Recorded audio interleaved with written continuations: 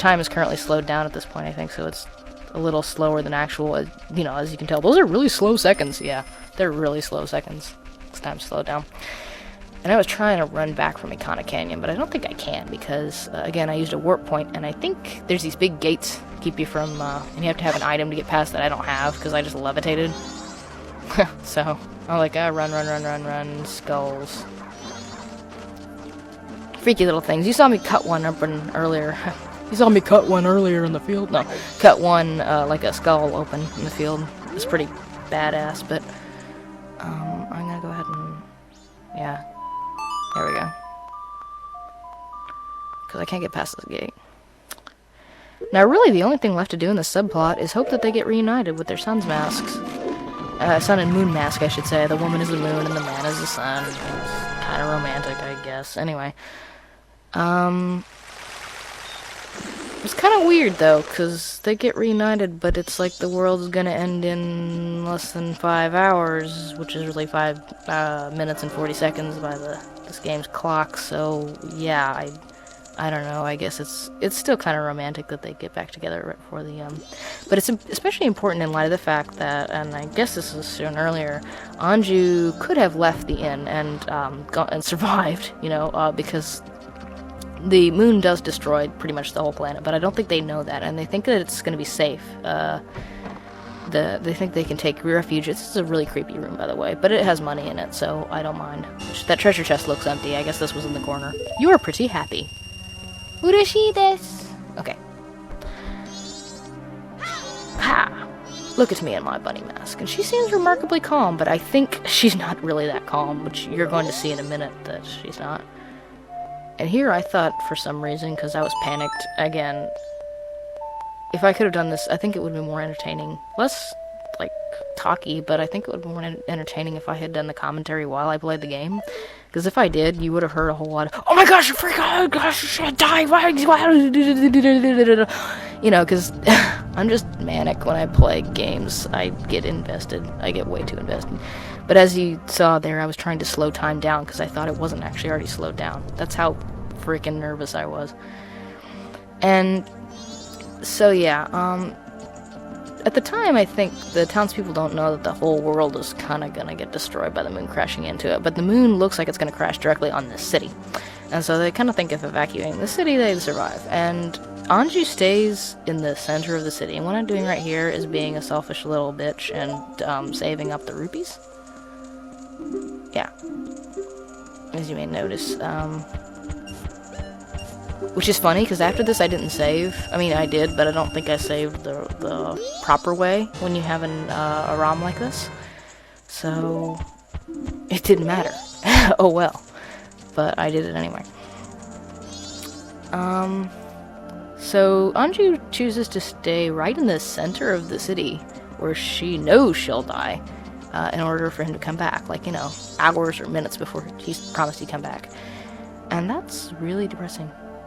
Because if he didn't come back, you know, if he failed that mission, you think, oh, that's actually what happens if she sits there and waits for him and despairs and dies. Which, I think, if you don't do this mission, you saw her mama at the counter instead of her, or at the front desk instead of her on the third day. The mama actually, I don't know why I'm calling her mama. Am I Italian? I don't pronounce it that way. Is it French that pronounce it that way? Her mammers actually appears, here I am being nervous, going, oh my gosh, on the second day behind the desk, and Anju goes out very early to mourn Kafei, because she's, because she did not get that notification from you that he would wait for her. Yeah, I'm sure you heard that. My cat is being loud. Shut the up. I censored myself there. I said shut the up to my cat. I'm retarded. Yeah, and then I sped time back up again, actually intentionally here, because I was like, okay, seriously, Kafei needs to get his butt up here. And look, there's her wedding dress. Isn't it pretty? Actually, it's not pretty. It's 64-bit block graphics, but it looks really nice on her in the end credits. Anyway, look at that mask. Point being, actually, I don't know that I had a point, except that this is really nerve-wracking, because, like Anju, when you first played this, and I didn't play it with spoilers or anything, I figured out most of it on my own, and, I didn't know what was gonna happen, and the longer you wait here, the more freaky it becomes. I don't think I captured this in the ROM, but blue and red lights flash outside the window, and it really pee your pants scary. At age 10. I was little. It's really scary, though. And of course the room shakes, and if you got the rumble pack, which I do, and it's like, come home, Kafei, oh my gosh, I'm gonna kill you, why aren't you coming home to your beloved? You know, you get all soap opera-y about it. Is that a word, soap opera-y? I guess it is now. Anywho, you get all freaked about it. And, at this point, as you can tell, I was nervous enough that I started waiting at the landing for him to show up. Because I haven't played this game in forever, and I couldn't remember when he's supposed to show up. So I'm just waiting, and waiting, and waiting. Kafei, show up, seriously. But at least I know he's eventually going to. When I first play this game, you don't know if he's gonna come. And it's really nerve-wracking because the game is going to end and kill you in like 2 minutes here, 3 minutes. And you go crazy waiting for him to show up. Because it's like, well, why isn't he coming? Why? It's an act of faith on Anju's part and your part, too. So, yeah, it's pretty nerve-wracking. You have to wonder if maybe Sakon, whatever his name is, not important, beat the crap out of him on his way back. You don't know why he's not showing up. If this is just something you did wrong, something else you should have done. It's just nerve-wracking. So for all people, I wonder if this is why people love the Legend of Zelda games, is because they're so emotionally immersive, as well as having a lot of great gameplay and fishing mini-games and fun stuff like that. I mean, it's like pro bass fishing or something right in the middle of Ocarina of Time. What's up with that? I don't know. Anyway, here I put the bunny ears on. Yes, it does look ridiculous, but I put them on because I was ready to run up the stairs the minute I saw him come through that door, and right here I become so nervous because I don't remember when he's supposed to come in. I wonder if I missed him.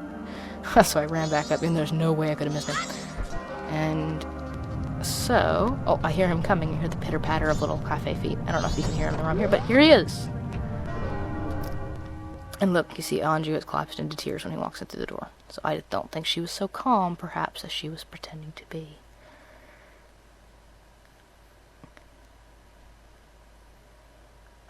I have met you before. Familiar scent. That's creepy. Long, long ago, as we were still young, the promise we made. Masks of the sun and the moon. We would exchange them on the day of the Carnival of Time. Anju, I'm sorry I was late. Tadaima. Welcome home. Aww. It's kind of awkward, but yeah, familiar scent. I mean, what was she smelling? They're lovers, but they look just like a mother and child. Yeah, that's a really bad Boston accent. Let us exchange the promised masks. I don't know who said that. Could have been either one of them, but I'm more comfortable doing a girl's voice, so. I'm ruining this tender moment. I am the ruiner of tender moments. We have exchanged our oaths and become a couple. That could be either one. You are our witnesses. Please accept this mask. Although if they said that in unison, it'd be kind of creepy. I like the emblem on the mask. It looks like two couples embracing. See? A little bitty there. Please take refuge. We are fine here. We shall greet the morning together. The world is going to end in 1 minute and 25 seconds. So, there's something very romantic about it. It's weird, because he's like 14. And so really, that's the end of the subplot. And the world ends and they die together. Unless you save it. And if you save it, you get to see their wedding, which Kafei doesn't really show up to. It shows Anju walking down the aisle and looking up, but you don't get to see Kafei as an adult. I don't think there's a story reason for this. I don't think it's like they were trying to be ambiguous whether he showed up or not. I think they're really getting married. I think the reason that they don't show him at the other end of the aisle, they deliberately block that off, is actually just because they didn't want to build a character model for him. I seriously think that's the reason. I mean, they recycled so much stuff from Ocarina of Time to make this, which, as you may have noticed, I'm going back to the beginning here. Yay, dawn of the first day. First day. Yeah, I think they seriously just didn't want to make a character model for him. This game was made, like, under really short... It came out really quickly after Ocarina of Time. They shuffled so much. I'm amazed it's as good as it is. It's not one of the best games, but it's very good. You know, even a bad Zelda game is actually better than most games, I think. Anyway, this is the last part of the subplot if you kind of want to fulfill it. It's a little bitty deal, but it's important. And I went to the wrong side of town. I'm supposed to be at the mayor's office. Bah! Must run to mayor's office. But yeah, I can't believe I made it through this whole thing. This is really, yeah. Anyway, I guess before I polish off this last little thing that, you know, time goes in a loop and you get to see again, before I polish this off, I should say, yeah, I really loved when I first played through it, and I was 10 years old, and I was all wimpy and stuff when I first played through this romantic thing. I really loved it, so I wanted to share it with you guys, and it probably didn't have the same impact because I didn't shut up the entire time, and, you know, you kind of have to be, I think, playing it in order to feel the emotions of, that associate the subplot, but it's really a wonderful thing to play through, and time jump! Yeah, I got sick of waiting. Place opens at 10, so you gotta wait around for Captain Tights here, or whatever his name is. I'm just gonna sing Men in Tights while I wait for him to show up. But yeah, I really love this romantic subplot, and it's very touching, and I've said that before, and I'm wasting your time. But there's one last detail. We're men in tights. We roam around the forest looking for fights. We're men in tights. We rob from the rich and wait. We steal from the rich and give to the poor. That's right. We may look like pansies, but don't get us wrong or else we'll put out your lights. Okay, remember this argument? The reason I shared at the beginning is because it has some effect at the end here. Show up wearing the couple's mask. And it kind of causes a stir. Oh.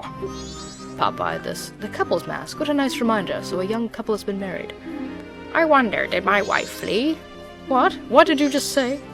Yes, everyone. We're all worried for our families. Why don't we end this meeting? But, Mr. Mayor! This will do. Whether you're stubborn and will stay and guard your family, or if you prefer to run far away and seek shelter, that is for people to decide on their own. ... exclamation point of anger. Thank you for allowing me to put an end to all that pointless bickering. Adults are so stubborn, it's shameful. Here's a token of my gratitude. And you get a heart piece for coming back to Mayor Detour and kind of... Well, I may be an unreliable mayor, but at least my family can depend on me. I want to protect my wife. I love how he says, I want to protect my wife, and doesn't mention his son, who was missing. But oh well, it kind of inadvertently used his son's own marriage to break up the fight, which is funny. Captain, listen, the mayor's orders are absolute. So the gate guards are still standing by? Standing by! Cripes! So it's funny, he actually doesn't, she doesn't really want to guard, I don't think. Oh, and it all comes full circle back to the disgruntled, guy of the carnival. But yeah, I have nothing more to say, so... I hope you enjoyed this Let's Play, and hopefully I'll be back to doing reviews soon. That was special. Hey, Duncan, you want to say goodbye? Meow! Hopefully you heard that. That's my cat. Alright then, sayonara, bye-bye.